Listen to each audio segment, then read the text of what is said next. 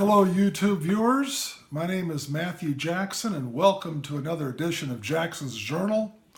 Today, I want to talk to you about preparing for an election, preparing to vote. It's very important that we as citizens all be registered to vote.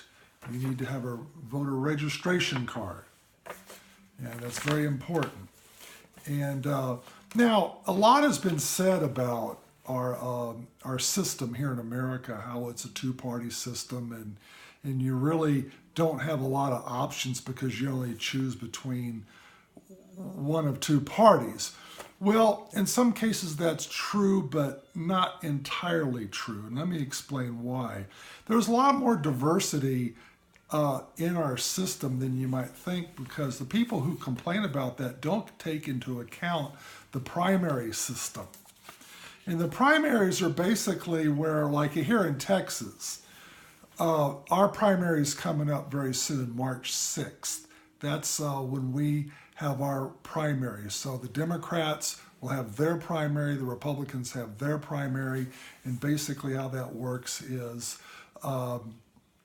we will choose who's going to represent our party in the general election this coming November.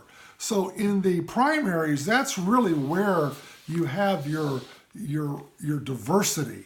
Because in the Republican Party, the Republicans are primarily conservative, but within the Republican Party, you have different shades of conservative, different extremes of conservative. And likewise with the Democrats, they tend to be a liberal party, and then you have different shades of liberal in the Democratic Party as well. So usually in the primaries, that's where you're going to find your diversity of thought. That's probably where your views will be best represented. And take the presidential election in 2016, for example. You had 15 or 16 candidates run for president in the Republican Party.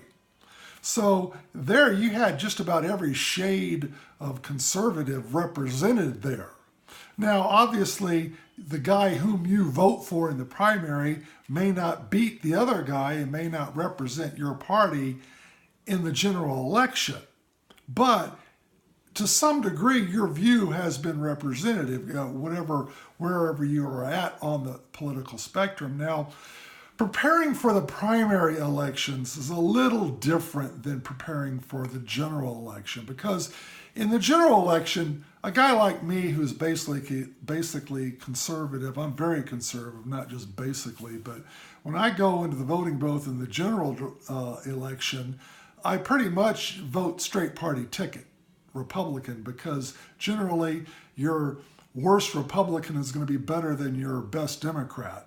And if you're a liberal, you're probably going to think the same thing about your party. The worst liberal Democrat representing the Democratic Party will be better than any Republican candidate would offer. So it works both ways, okay? So, but in the primaries, that's really where you got to do your homework and really be a good, educated voter. Now, obviously, the first thing you got to do to be a voter is you got to register to vote, get yourself a voter registration card. Now, on your voter registration card, they're going to identify your voter precinct, and mine is 228, okay? Now, the way you prepare for a primary election is first, you have to get a copy of your ballot.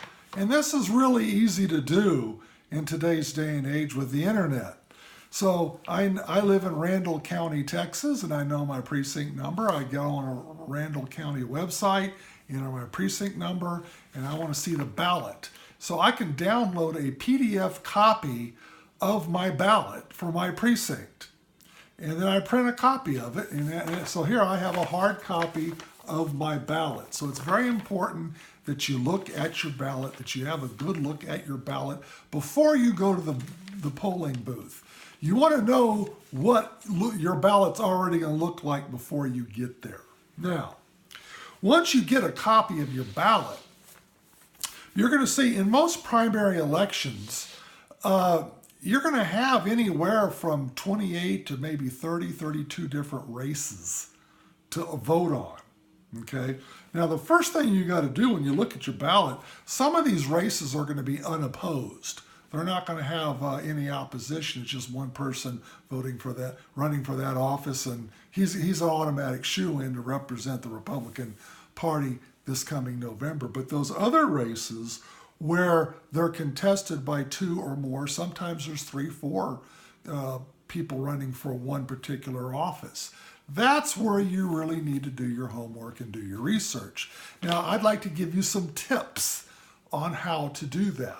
Now, for me, I know of two conservative groups whom I trust and I know and I respect, and they think like I think. And so I look for their endorsement sheets. So that's one thing you can do is if you can find some groups that think like you think, whether you're conservative or liberal, it doesn't matter, and who their endorsements are, that can influence the way you think. Also, I have a good friend who is an attorney who thinks like I think, and he spends several dozen hours researching candidates in his research. So I often will ask him, and because he's an attorney, he's very astute with the judicial races. He knows a lot about the judges, so I like to get his advice on who he's going to vote for judges, especially because he's an attorney. So those two conservative group and then my lawyer friend, those guys I take into consideration. I pay attention to who they're endorsing. Okay. Now, I also do research on my own as well, and every candidate running for office generally has a website, and they generally will put their platform positions on their website. So you can get a lot of good information on their websites. I tend to be more impressed with the candidates who are the most explicit in their platform positions. The candidates that are more vague, where there's more ambiguity, I tend to shy away from those guys and vote for the guys who can put it all out there and say, this is what I believe, this is what I'm going to do.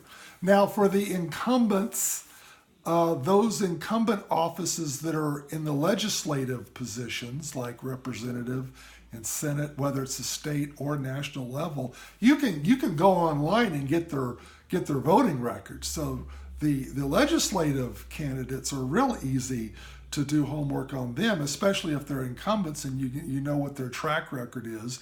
And if you're not happy with what they voted on, then you can vote for their challengers. Judicial races are a little more difficult because they're not as cut and dry, because you don't always have their judges' courts decisions on the internet as accessible as you would a legislator. But now I tend to shy away from radio ads, TV ads, because every candidate running for office thinks they have honesty and integrity, and they all think that their opponent's a crook, and they'll say anything about their opponent. Now, if you do hear a negative ad about a particular candidate, you might want to check it first. Now, I have a state senator here in where I live, where his opponent put out a negative ad, say he voted on this, he did this.